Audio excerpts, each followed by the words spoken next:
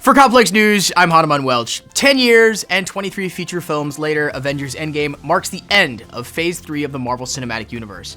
Just a heads up, mild spoilers heading into this piece, but Marvel pulled off something nearly miraculous with the closing of its multi-billion-dollar interlocking cinematic universe. And if you haven't seen Endgame yet, this is again your last warning as we look ahead to what shape the future of the MCU could potentially take heading into Phase 4. And if we're getting technical, this summer's Spider-Man Far From Home will be the official ending of Phase 3 of the MCU and not the beginning of Phase 4, as so many of us expected. Marvel Studios president Kevin Feige dropped that little reveal a few weeks back. But with Endgame currently set to take in however many billions of dollars around the world, the shape of the MCU is very different following its release, and these very permanent changes will ripple throughout the upcoming slate of Marvel offerings. One more time, last chance before we get into some spoilers. While Marvel Studios has yet to officially announce any movies beyond 2019, it's generally assumed that the first Phase 4 entry will be the long-awaited Black Widow solo movie. After the fate suffered by Natasha Romanoff in Endgame, it's looking more and more likely that her standalone debut will almost certainly be a prequel. An origin story makes the most sense since there were so many reveals about her parentage peppered throughout Endgame. Look at the success of Captain America: Winter Soldier. If Marvel can deliver on another international spy thriller with Scarlett Johansson's star power behind it, there is no reason Marvel couldn't drop a run of Black Widow films, all taking place before she ever meets Nick Fury and joins S.H.I.E.L.D. After that, Black Panther, Doctor Strange, and Ant-Man all have sequels on the way. At the 2019 Academy Awards, Black Panther won 3 Oscars for Best Original Score, Best Costume Design, and Best Production Design. The movie made $1.3 billion worldwide. Now, Ryan Coogler will return to write and direct the next installment of the franchise. Additionally, it will go into production in late 2019 or early 2020.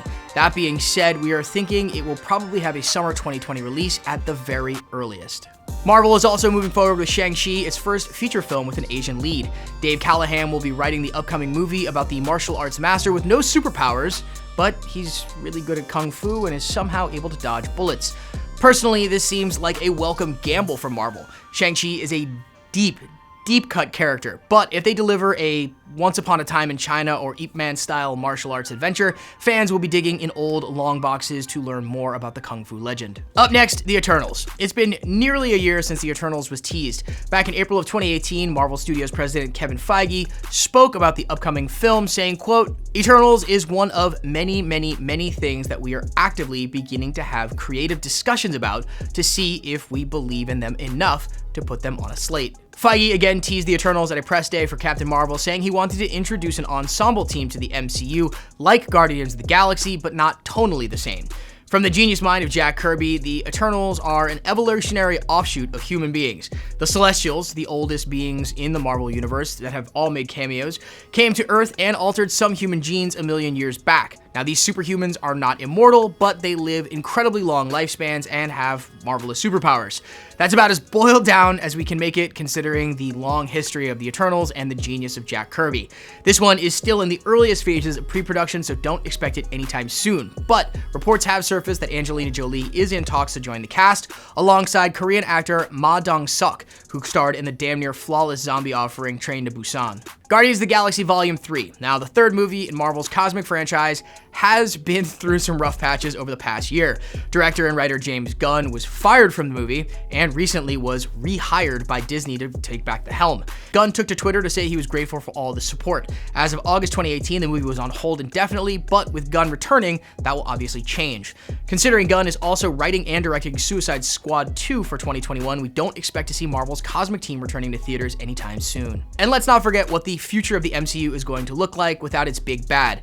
Thanos not surviving Phase 3 leaves the entire universe minus one of the heaviest heavies of all time, but there is always a chance that Marvel reaches deep into the bench of villains from the periphery of the MCU. We just saw it in Avengers Infinity War. Did anyone else expect to see Red Skull? His role as a gatekeeper took out one of our favorite characters and allowed Thanos to be forced to make a decision that would let him win. With Disney's streaming service just around the corner, maybe villains will cross over, especially if they aren't doing solo films in Phase 4. What about Justin Hammer from Iron Man 2 if he gets out of jail? How about an appearance from Hela in a pre-Ragnarok cameo? And how about giving the Mandarin his rings and letting him live up to the insane levels of power and evil he attained in the pages of Iron Man? And with Disney's recent acquisition of Fox, when the fuck are we gonna get a proper Doctor Doom or Galactus, and for that sake, a Fantastic Four reboot? And talking about the Fox merger, we are coming up on the next installment of the X-Men franchise, X-Men Dark Phoenix, which I think by all estimates should be the end of Fox's control over the X-Men. Give them back to Marvel, take it, start over the beginning, recast every character, and just give us a brand new clean slate of mutants that can be tied in, called mutants, that we could see interact with all of our favorites across the MCU. Following the events of Endgame, it seems that Thor is the only one with a future ahead of himself on screen, and there's going to be a very strong chance that he'll show up in Guardians of the Galaxy Volume 3. And of course, we still have all of the Disney Plus shows, many of which are based on characters who were either dead before the events of Endgame. While WandaVision is still missing one of its two title characters, Falcon and Winter Soldier will apparently see the same Wilson inherit the mantle of Captain America. As for the Loki show, in all likelihood, we're going to be looking at a series set in an alternate reality where the Asgardian has run off with the Tesseract, as he did in the middle of the third act of Endgame. So, Phase 4 firmly inbound with some confirmed direction heading into the next iteration of the MCU, but more than enough blank canvas for Marvel to continue laying the groundwork of another decade-long run at the box office.